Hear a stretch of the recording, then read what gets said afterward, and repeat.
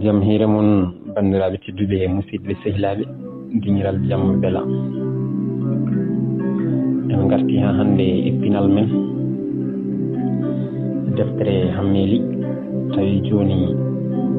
jiɗɗen haalde ɗo ko février e cuuliyagal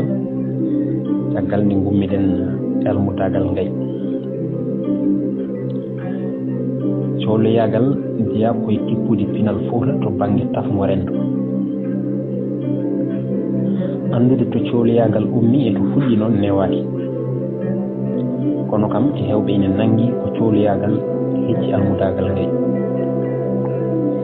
e wiide Abou Malik Thiam gardiɗo fedde cohloji Sénégal e hitande 2021 cohloyagal fuɗɗi koye hitande ujunere temedde jeeɗiɗi capanɗe jeeɗiɗi e jeeɗiɗi 1777 cohloyagal e wiide makko jibina koto pogga addi ɗum ko biyeteɗo aali partie diba o cuballo kono o awoyrano o hewno ko faluyade subalɓe awoynoɓe omo haala belka omo jirwino o totte fodde makko kono koye hitande ujunere e temedde jeetati e capanɗe jeenayyi aliyero paati togos watti ɗum fedde tawa ɗum watti wadde nafoore Ibrahima Abou Sall gollima hen kono ɓuri wawde wadde ko jerodiral hakkude cohloyagal e almudagal ngay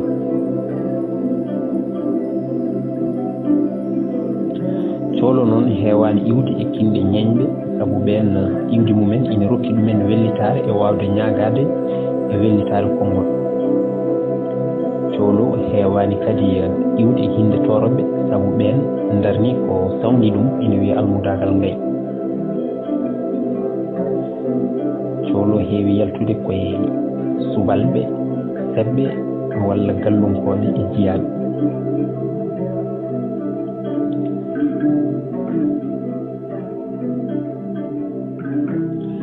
cohloyagal jeeya koye kanorde rende bawɗo hadde neɗɗo wadde ko boni walla waade ko boni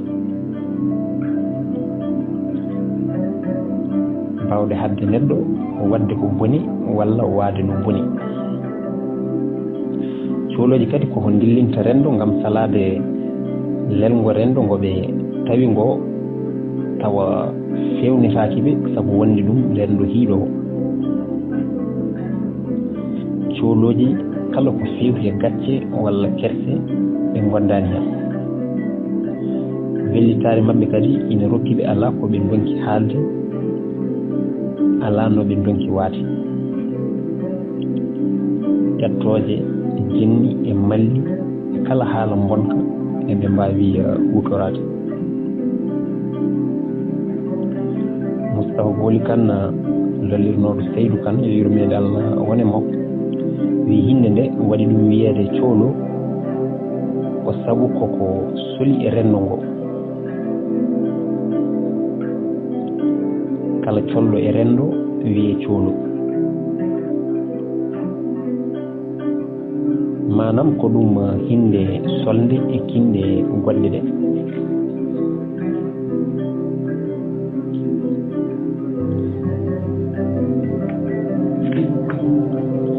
eɓe mbawi kadi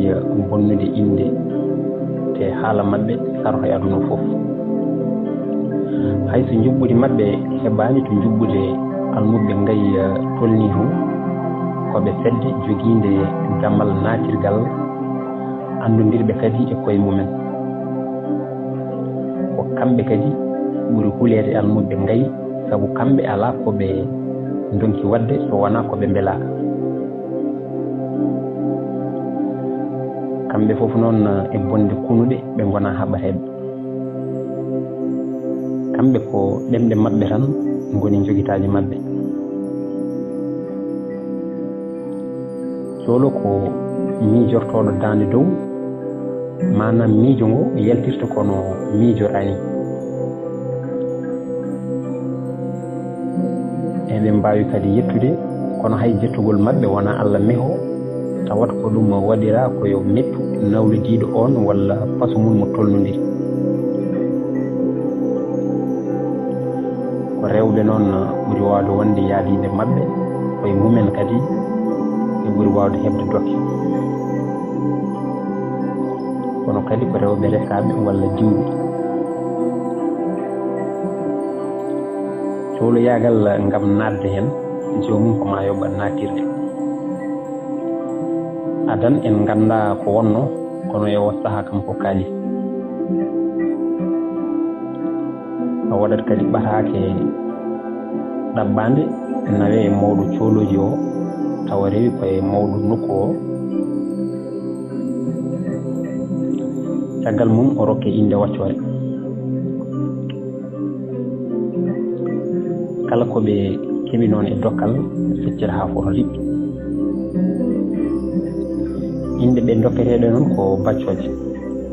ina saɗi cohlo mo inde mum inde nene mum e bamum dokkuno ɗum nde anda ko inde baccoje ɗe poltoto inde ɗe ɓe dokkano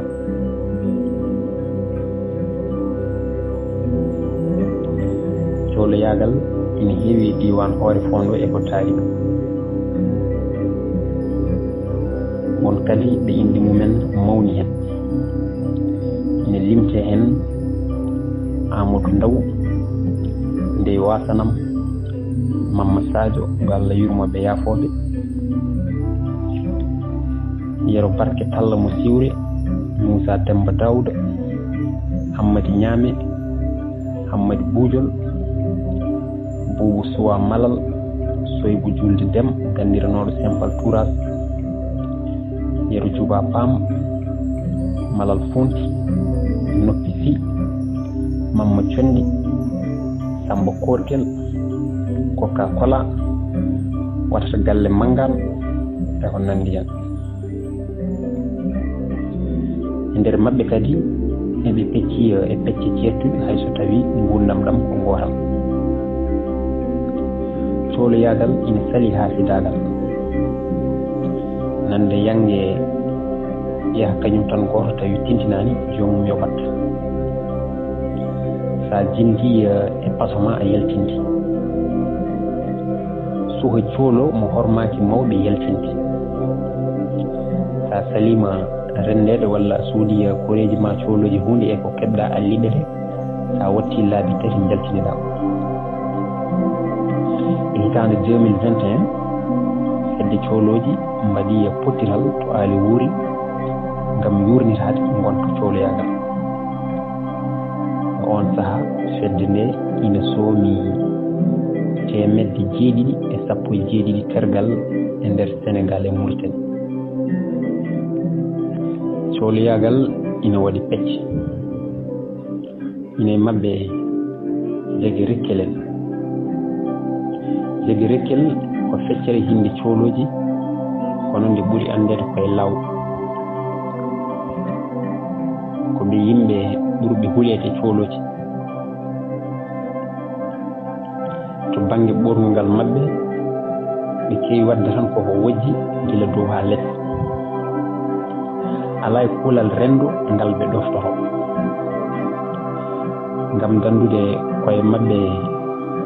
bone hunuko yitere eɓe culmo hay coofe walla ni ɓe momo soɓe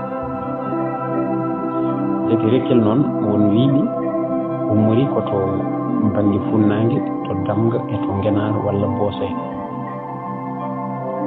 ina limce hen kaalido ɗokko mo hoore fonti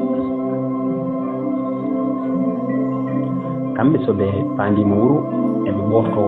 tuubaji mabɓe fawa e koye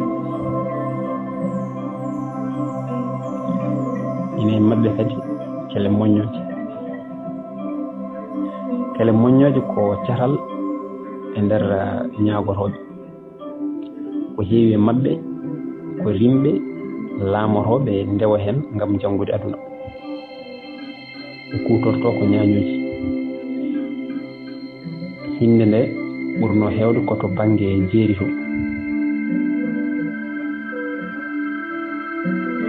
mais mabɓe wiiteɓe sunde yasine nde hinde wona ɓoyde no feewi inde nde ko konngol bongol gastitinagol e neɗɗo kewnunoɗo boni e mabɓe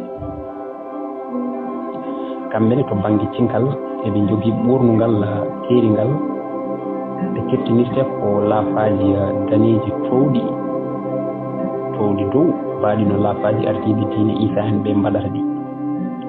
Keewal mabɓe won to haaɗi kono huledeɓe e rendo ngo ala to haaɗi.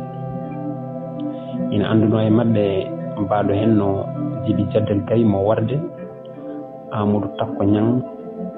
mo Koyle.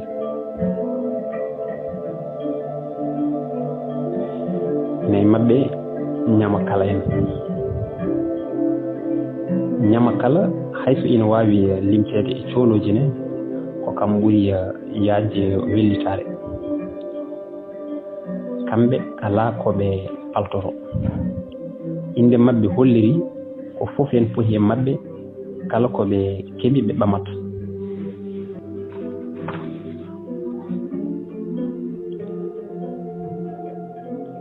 ina hen Jabba Bagal. Jabbabu kañum ko nalanke. Jabba Bagal ɓuri andede koye diwan Jolofe. kamɓe kadi lollini ñañoji sabu wiyama ñañoru ummiri Jolof ko Fulatu.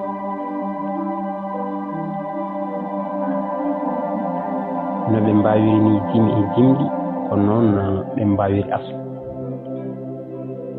e jimɗi mabɓe ɓe jimara ko yontaɓe nokku o kono kadi ko rewɓe ɓe ɓuuri wawde yimde. ɗaha Sarif Ba e nder wittu mum holliri e nder kitale 3 ha e 4 rewɓe lollunoɓe toon ina jime ko wayno Say Kumba Maɗen, jonjo Juumel Jakkeɗen, Kurowo Maɗen e ko nandi hen. caggal ɓen ko yontande hesere ari waaɓe no Jale Ngone en, Diidi Sadio en, Juumel Wuuri Jeegi en e ko nandi hen. e won saaha kadi sabu giɗɗe mabɓe hewde e Jolof e battodiral guiri hakkude mabɓe eɓe jogui lolle ɗe ɓe mbaɗata kono kadi eɓe batti wileɓe ha kamɓe koye mabɓe soɓe goppi nalankagal ɓe gontat ko wileɓe. kadi battodiral guiri ngal ina addana ɓe liggodirde koye mabɓe. Jabba Bagal ina waɗi jikkuji e sifaji ɗi jiɗi. ko adi fof ko wonde joom mbaadi, gona jirwuɗo, jiɗaɗo, mo sehra, mo lawrama. jabbuji kadi ko worɓe keruri ɗum kono noon jabbo yiyama e nder Jolof ina wiye Dieynaba Law ko labboto iwdi makko. ina hen ina mbaɗa cayaji mawɗi. aɗa yiya sagara nangue hakke 3 métre waɗa ɗum caya goto.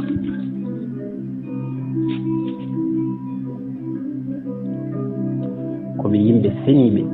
ɓornotoɓe wawɓe mawninde rimɓe mabɓe. jabbobuji ina waɗi rimɓe kono ko heewi hen ko jiyaɓe. ina jiya e lollunoɓe e Jabba Bagal biyeteɗo Maham Pendo Koli Ba mo Lumbol Lana. ina tawi hen kadi Ndiaye Kumba Hawo, Ndiaye Nayebel, Amadou Ba mo Mbeeco, Ali Djuba Sow jeeyaɗo Cahil. diɗɗal jabbobuji ina jogui juggude mum. dimowo ko kam woni mawɗo heddiɓe foof ko ɗofti ɗon. jabbobuji guuri koye lappi e pijirloji e nder guure certuɗe. e kala nokku eɓe dusodira e yontaɓe tawateɓe toon. ene jeeya eɓe dusodirta dilloɓe e dawrugol. e nder Jolof kala dillowo e dawrugol ene joguino jabbabu mum. kan gonka ɓuri feñde koye saaha Daouda Sow.